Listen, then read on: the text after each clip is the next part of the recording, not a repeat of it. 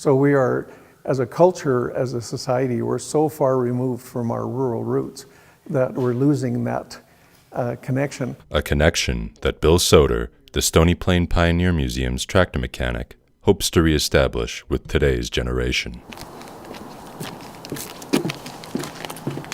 September 29th was a busy day for Miriam Gordon, the head office manager for the museum, for this was the morning of the 26th annual Old Time Heritage Fair. So I think the guys are going to bring out some tractors and machinery and whatnot and have it here. For the staff and volunteers at the museum, the fair is their chance to showcase and teach curious visitors pieces of Canadian history that fascinate them personally, and hopes what they show will be remembered in order to keep their heritage alive. Take Oliver Henricks, for example. He is a traditional blacksmith and has deep family roots in the craft. He is aware of the trade's waning popularity, and so volunteered to set up shop at the museum to showcase blacksmithing to the festival goers. Actually, my grandfather, he was a blacksmith. My father was a blacksmith. I'm the third generation of blacksmiths. I learned that trade back home in Germany from 1986 to 89.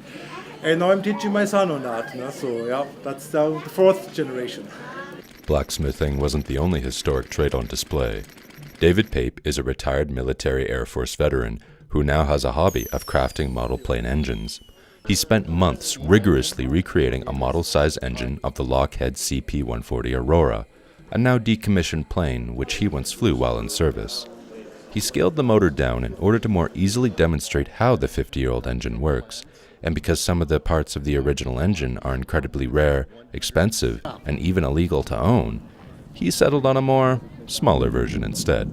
These days, you've got modern jet aircraft, for example, that once they've been retired, they would be impossible for a private person to ever make operational again due to all the electronics that are in them these days. So if you go to a model airplane contest, you'll see modern fighters in miniature powered by jet engines.